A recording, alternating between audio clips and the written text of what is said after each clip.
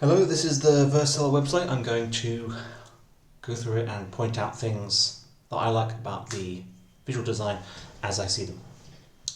The first thing is that a lot of websites have this sort of announcement bar at the top, but most of them make it as bright as possible, and it distracts the viewer, in my opinion, from the rest of the website. And obviously that's the point, right? It's trying to get your attention and let you know about something. But for visual design critique purposes, I'm never a fan. So I quite like that Vercel has made this a grey. It's a bit more fitting with the rest of the website. I'm doing this as I go through. I haven't really prepared any remarks, so I'll be exploring things as I go through, just to check them out.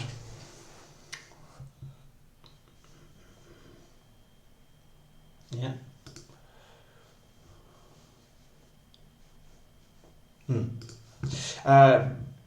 The thing that really grabbed my attention is this develop, preview, ship animation, as it should. It's the hero sort of section.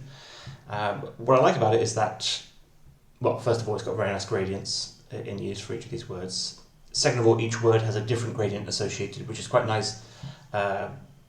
It's often a good idea to associate certain colours with certain concepts in your website, because you can use those colours throughout.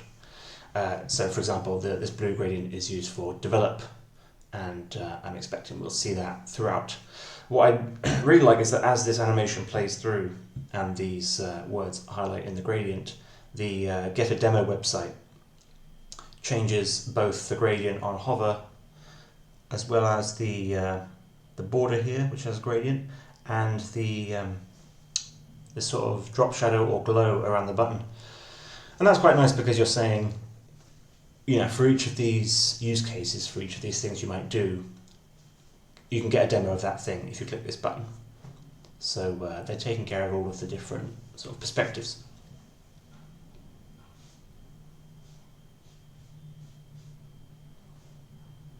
I find it interesting that until you hover over Get a Demo, actually the heavier call to action is start deploying. I'm assuming that's on purpose, and that this was made to be a bit less noticeable immediately because of the white background. So yeah, you can already see here that we've got the develop highlights in blue, and down here the develop section gets the same blue gradient for the number and the sort of subtitle, mini title.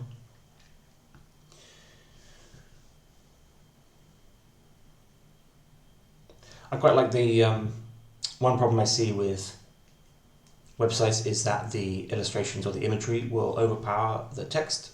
It's nice that's not happening here. These sort of titles or subtitles are bold enough, given enough room to breathe, that I think they don't get overpowered by this imagery, which itself is quite tame, or not tame, but understated. I did notice when I highlighted that this text is highlighting in this sort of teal colour. I'm wondering if I just scroll down here. No, okay.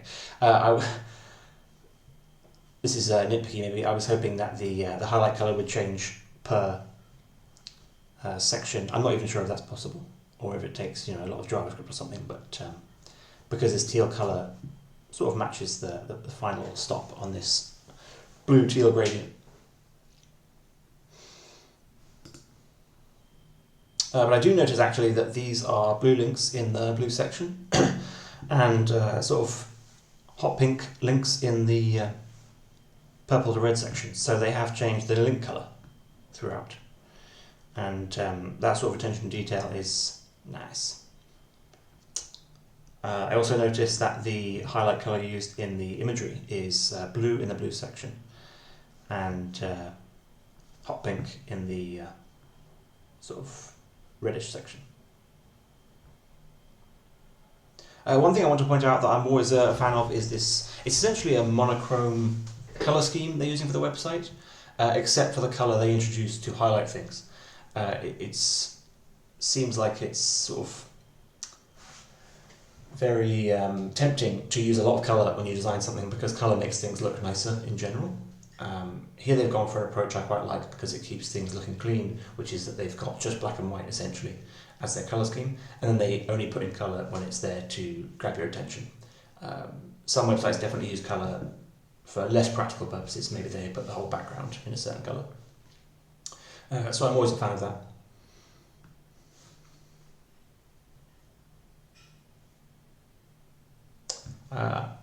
Again, this is a nitpick. I do notice that these small dots, they've got the sort of outline in grey and then the centre in white, are slightly misaligned or uncentered. I'm assuming that's not intentional.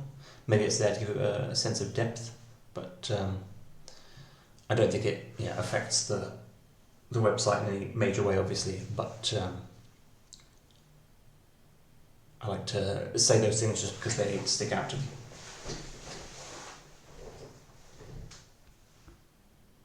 Oh, okay, yeah, I should call this out. So you get the develop sort of number here. That's in a circle, and that is attached to this fading in line. So that comes into here, and that sort of on its own seems a bit of an interesting choice. Like you don't know why that's happening. Then coming down here, you get this line fading as well to 2, and you start to maybe realise there's this through line happening that's fading out behind the content, because if you kept that going all the way through, it would be a bit distracting. You'd have to make some interesting layout choices to get around it. You've got the line starting here, starting with 1 down to 2, and so I think these numbers make sense because they're essentially representing this timeline, series of steps. So that's preview, and actually they do continue the line down here with these sort of micro steps or in between steps in the preview section, and so that continues down here. Interesting that they use the dotted lines here rather than the solid line. I'm sure there's a reason for that. But now you can see that this line is a gradient from grey to the orange, and so they've taken the neutral line colour and they've slowly changed it so when it reaches the orange 3, it matches the colours of the lines for each of these stops. And so that line continues all the way through essentially each of these 1, 2, 3, from the top, which is quite nice. And again, you can see this sort of orangey link colour in the orange section, as well as these orange dots in this. I don't know if Vercel intentionally did this, but I recently read about the globe on the Stripe website, and I've been seeing more and more globes recently with dots on the surface. And so it's interesting to think about maybe Stripe introduced the idea of a spinning interactive globe with dots representing land masses, and other web pages have been inspired by that.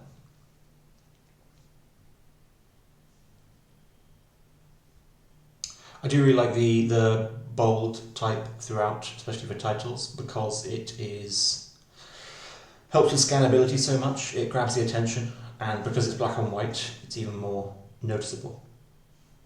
You can see here they've got bold text for the titles, which makes sense. Down here they've also used similar bold text for these sort of call-outs they're doing to highlight how good the service is, basically. These are really contrasted by these very small all caps titles, which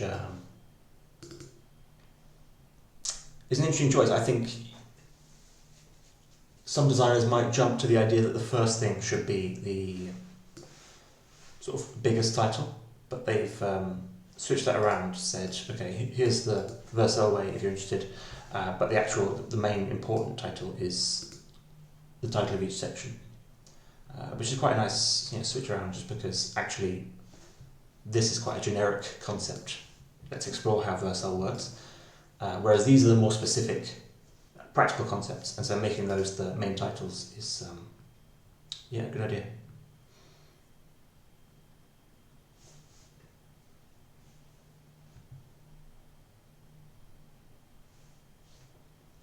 This is less visual design, more interactive design, but I quite like that the calls to action down here essentially are not so visually heavy, they're not grabbing your attention so much, they're giving you more information than just a button that says sign up.